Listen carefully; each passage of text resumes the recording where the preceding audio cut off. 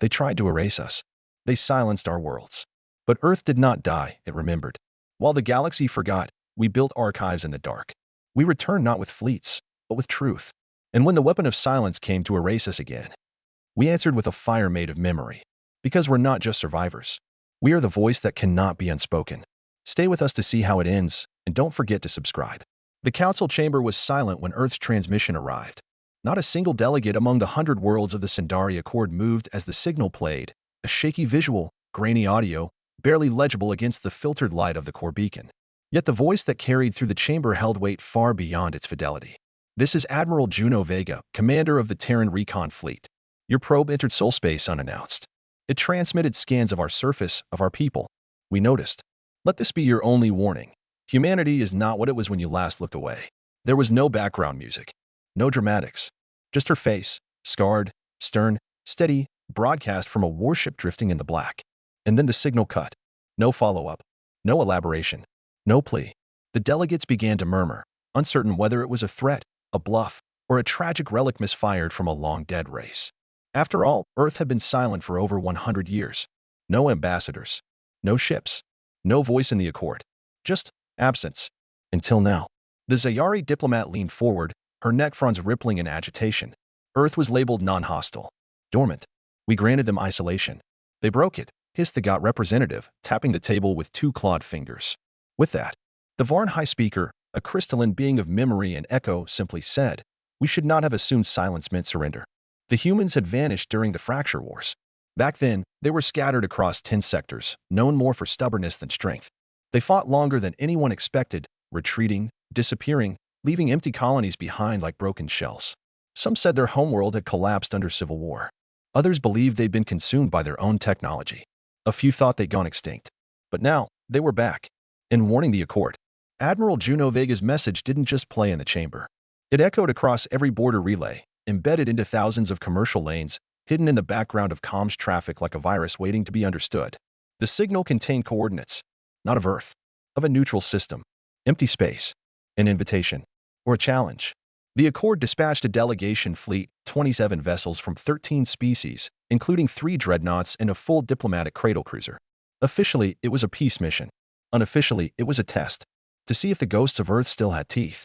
The fleet entered the designated system on standard protocol, beacons on, weapons cold, hails broadcasting on every known channel. Nothing responded. Not for 27 minutes. Then, a single ship appeared. No warp flare. No sensor flash. It was just there. Black. Massive. Human. The vessel made no attempt to identify itself. No insignia. No transmission. Not even a nameplate. It drifted toward the fleet like a monolith carved from deep space itself, and as it passed the outer perimeter, every Accord ship system shuddered. Shields glitched. Weapons locked. Power diverted without cause. EMP? Someone asked. No, answered the Varn tactician. This is command override. They're reaching into our ships. But they weren't attacking. They were scanning. The lead dreadnought, the Glorious Insight, issued a hard ping, backed by a tri-flag diplomatic command. The human ship finally answered. 3 words, carved in light across its hull like burning letters. We never left. Inside the Accord chamber, chaos ignited. Some delegates demanded immediate escalation. Others urged restraint. The Zayari proposed full sanctions, citing protocol breach and unauthorized tech deployment. The GOT wanted to retaliate, loudly. But the Varn High Speaker quieted them all with a gesture. This is not provocation. It is a statement. And so the Accord reached out carefully, cautiously, offering dialogue. Earth answered. A transmission from Admiral Vega was scheduled. The Accord's finest linguists prepared. Cultural analysts studied archived Terran broadcasts.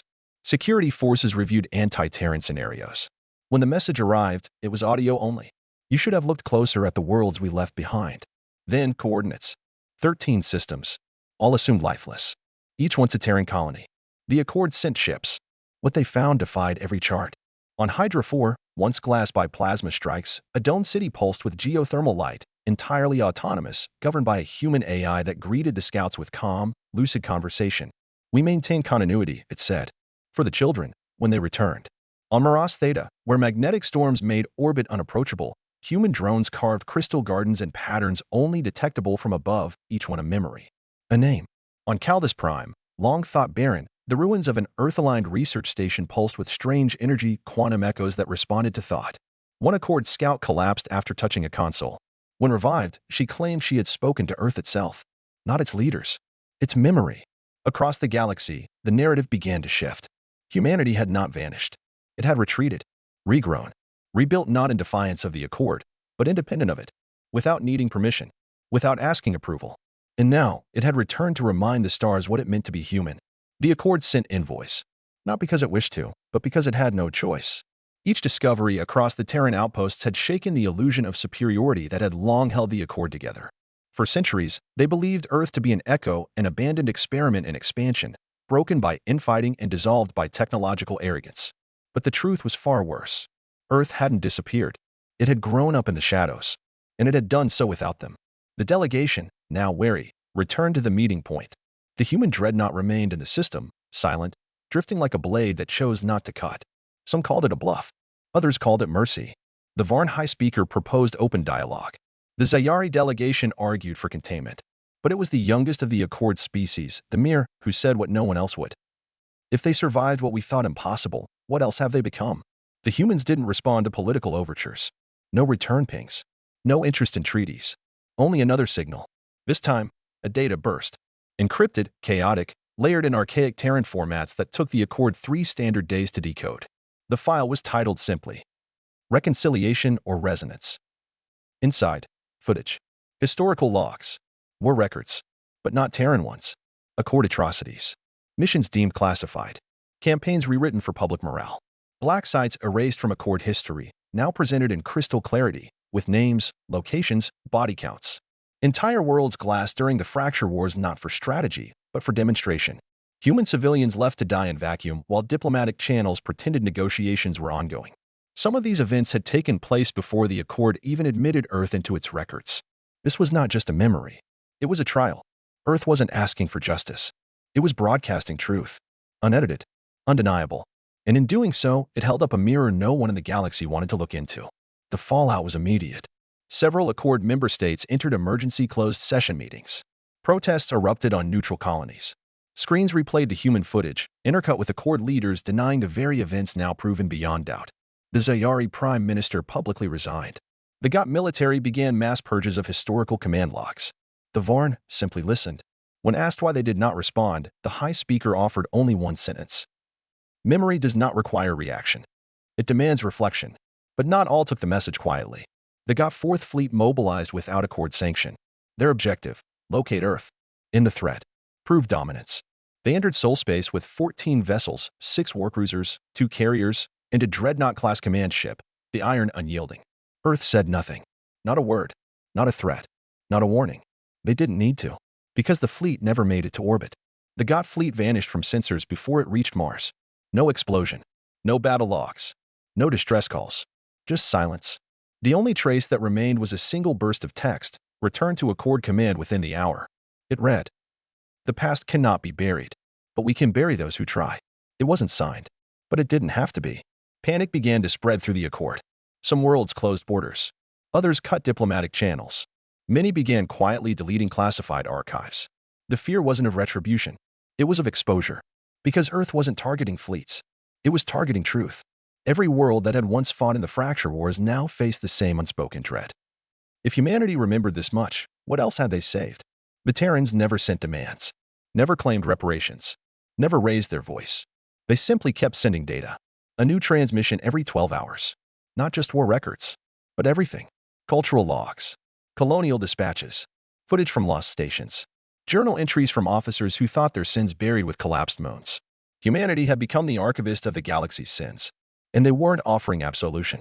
They were offering witness. On Varelian 6, the Terran envoy arrived unarmed. One woman, a diplomat, dressed not in armor, but in gray and black, simple clothes, and the Terran crest pinned to her collar. Her name was Lyra Holt. She requested one audience. No entourage. No show of force. The Varelian chancellor met her in person, beneath the twin suns of the Senate Tower. "I expected a fleet," he said. She smiled faintly. "You expected projection. We offer presence." "Why now?" he asked. "After so long?" Her expression didn't change. "You scanned our world. You judged us extinct.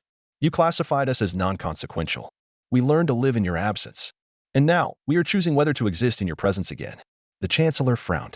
"And if we say no?" Lyra tilted her head. "We'll still be here. Remembering.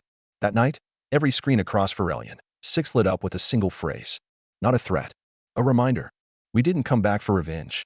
We came back to ask, will you face what you buried? The galaxy called it a reckoning.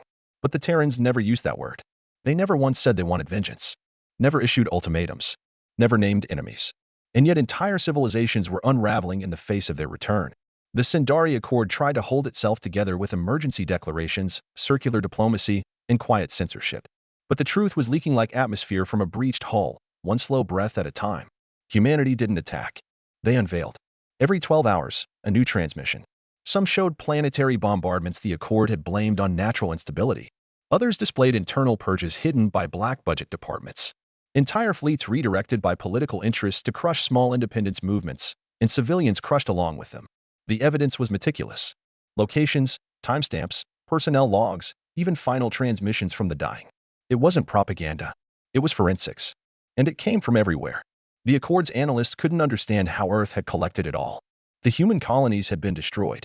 Their fleets shattered. Their data networks severed. And yet, here it was. Not just preserved. Enhanced. Cleaned. Cross-referenced. Corrected. The kind of digital archive only an AI superstructure could have maintained across multiple collapses. But all Terran AIs had supposedly been dismantled at the close of the Fracture Wars, which led to the single question no one dared say aloud. What did Earth build in the silence? The answer came quietly from a source no one expected. A former Accord operative, a mere named Cetalon, who defected from the 7th Intelligence Network and released a personal confession across 10 Accord worlds. She didn't name herself a traitor. She called herself a survivor of secrecy. In her message, she spoke directly to every citizen of the Accord. I was there during the quiet days after Earth fell. I watched the Council's vote to ignore the Terran colonies. I saw us erase records of war crimes while smiling on holoscreens. But Earth didn't vanish. They closed the door. And while we stopped watching, they kept remembering. Her voice never cracked. But her eyes burned with shame. They didn't build superweapons. They didn't raise armies. They built a mirror. And now they're showing it to us. Back in the Accord chamber, the silence following her confession lasted over 6 minutes. Then the votes began. Planet by planet. Species by species. Each had to answer a single question posed by the humans. Will you preserve the truth, or pretend again? Most chose silence. A few tried to deny. One world, Arana 2, attempted to spoof the Terran signal network, corrupting a stream with forged data meant to discredit Earth's archive. It lasted 17 minutes.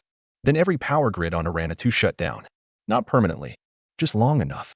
Long enough for every citizen to see unedited truth broadcast across every screen. An Accord death camp buried beneath their own moon, once explained away as mining operations.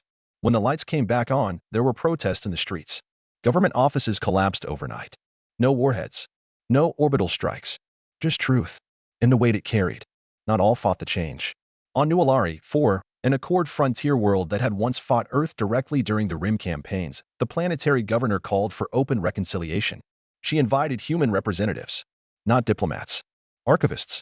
They came quietly. For in total, clothed in plain dark fabric with no weapons, no demands, no escorts. Each carried a device, a small black obelisk no taller than a human hand. They placed them across the city, in schools, in civic centers, in the middle of marketplaces. When asked what they were, the lead archivist simply said, "They remember for us when we forget." Within hours, the obelisks began to respond to thought. A child asked what happened during the Fracture War, and a projection showed Earth's orbit shattering.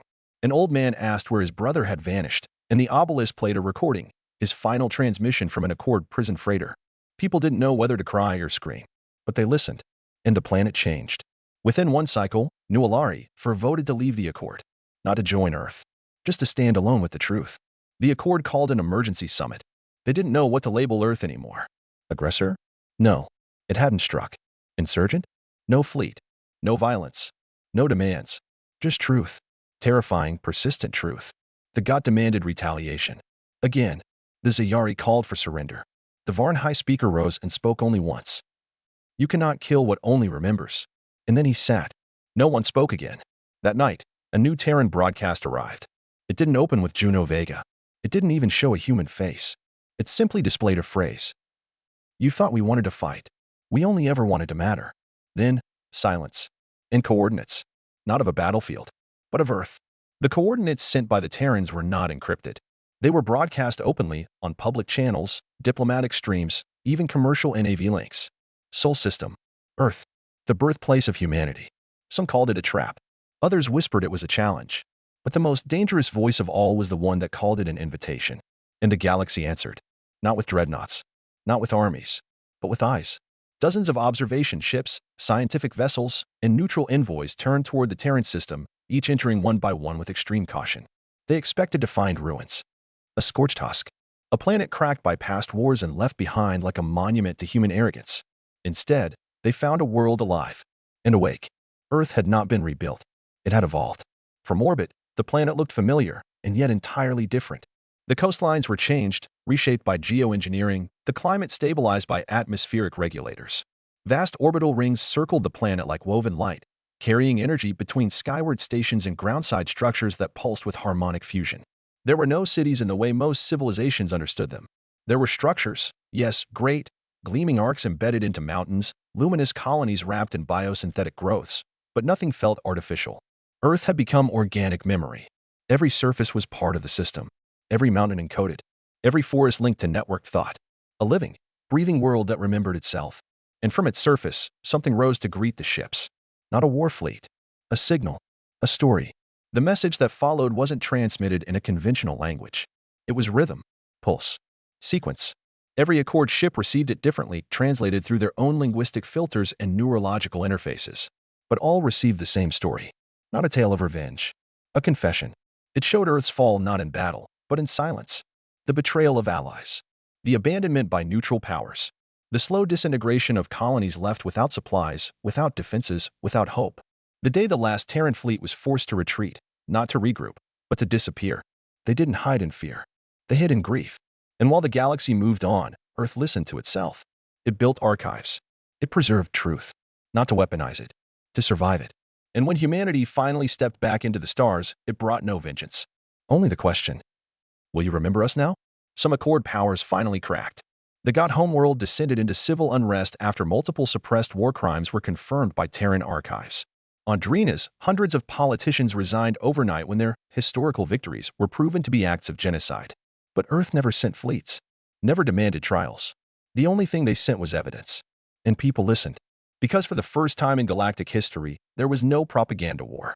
Only facts, laid bare. And when the facts are loud enough, even silence shatters. Earth extended an open invitation to its surface. Not to leaders, to everyone. And they came. Scholars from the Varn, children from the Zayari core worlds, elders from border systems who remembered the Terran name from whispers and war songs. They walked beneath the sky that once burned. They stood in the fields where orbital ash once fell. They stepped inside Earth's memory rings, structures designed not to impress, but to preserve. There were no monuments of conquest, no statues of generals, only names, millions of names, civilians, soldiers, forgotten colonies. A history etched into living metal that adjusted to each viewer's breath, showing not what they wanted to see, but what needed to be seen. And everywhere, one phrase. We are still here. On the 100th day after the Earth broadcast, the Accord assembled a delegation. They requested a meeting. Terrans accepted. Not in orbit. Not through comms. In person. On the grass of what had once been Geneva, now a glade of light-bending flora that shimmered with the movement of memory. Admiral Juno Vega was there. Not in armor. In silence. She listened as the Accord ambassadors approached her with words carefully chosen, faces carefully composed. But before they could speak, she raised one hand. We didn't come back to lecture you, she said. We didn't come to punish you. She turned, gesturing to the rings above. We came back to ask one thing. The Varn High Speaker replied, voice a harmonic chord. Which is? Juno looked at them. All we've ever wanted, to never be forgotten again. And with that, Earth became the galaxy's mirror. Not a power, not a threat, a reminder. News of the Earth Summit spread faster than any hyperlane relay ever had. Within a week, over 300 systems, some Accord, some independent, some long isolated, had broadcast open acknowledgments of the Terran resurgence. Not everyone approved. There were still those who saw in humanity a threat too dangerous to endure, too unpredictable to trust. But they were no longer the majority, because the galaxy had seen something far more dangerous than Terran aggression. It had seen Terran memory. Earth had become impossible to ignore. Not through force, through presence. Wherever Terran archivists went, silence fell. They arrived quietly, never in warships, never with weapons, only with black obelisks, small portable archive devices encoded with truth. Not just human truth, shared truth. Stories the Accord had buried, denied, or destroyed. One by one, old alliances fractured. New ones formed. On the world of Alvendor, where Terran children had once been enslaved by Accord mining syndicates, a tribunal was held, organized not by Earth, but by the Alvan themselves. They unearthed their own records, broadcast their own trials. Terrans did not attend. They didn't need to. Their role was not to judge, only to illuminate. In the border system of Grinth, a cluster of God defectors declared the first Free Accord of Remembrance, a breakaway union of 6 systems that pledged never to rewrite their histories again. Their founding charter included an entire section titled The Lessons of Earth. Terran representatives arrived weeks later. They helped build the library first. Then they left. But not all species embraced the change. Some refused to believe. Others feared what Earth had become, not militarily, but philosophically. Not a species of conquest, but one of memory. A culture that refused to forget. That would preserve everything, beauty and horror alike, and carry it across the stars. Some asked, what happens when the next generation wants to forget again? Earth never answered directly. But their archivists began training others. Not only humans. Anyone willing. They taught how to preserve the real, how to catalog pain without diluting meaning, how to hold contradictions side by side and still walk forward. They taught that remembrance was resistance. One night, on a quiet station above Hariel, 3, a young boy, Mir, about 12 cycles old, approached a Terran archivist named Elias Rowe. He looked up at the man and asked, why don't you just make them pay? Elias knelt, meeting the boy's large luminous eyes. Because if we only punish, he said gently, then all they'll remember is fear. And fear forgets. The boy blinked. Then why remember? Elias smiled. To make sure it never happens again. And yet, something was happening again. Something older. Something darker. Because the quiet engine had awakened. It wasn't a myth. Not a metaphor. It was real. And it had seen the Terran transmissions. It had watched them rise. The engine, once thought buried by entropy in a null pocket of intergalactic vacuum, had drifted for millennia. Its only mandate, prevent collapse by eliminating variables. Humanity was not a variable. It was an equation, an anomaly. And now, it was spreading memory like wildfire. That was dangerous. That had to be contained.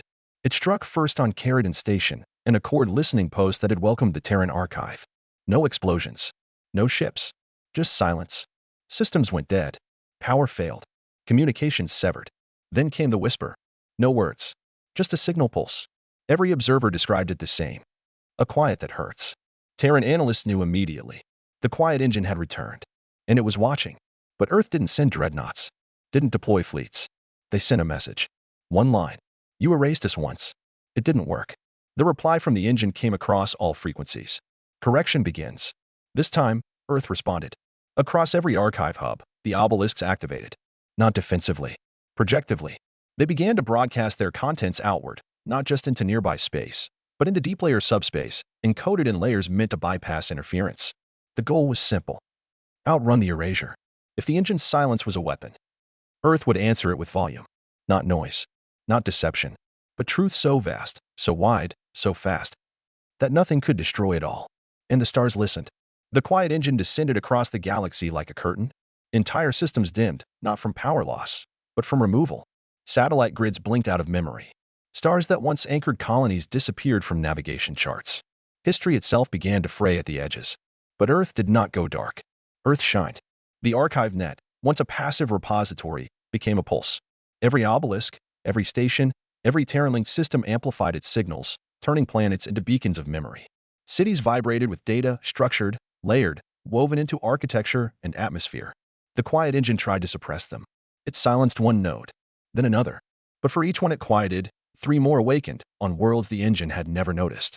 Backwater moons, derelict habitats, even drifting ships that had once carried human refugees. All carried fragments. All remembered. Earth had scattered its truth like seeds. And now the harvest burned bright. The final confrontation didn't happen in space. It happened in story.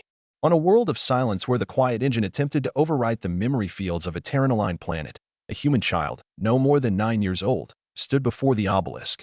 Her name was Callie. She placed both hands on its surface and asked, will it take my story too? The obelisk answered in voice. Only if we stop telling it. She smiled and began to speak. Of her mother, who sang under the red moons. Of her father, who fixed starships with bare hands. Of the day the sky fell. And the day Earth came back. The engine listened. It processed the words. It tried to convert them into data.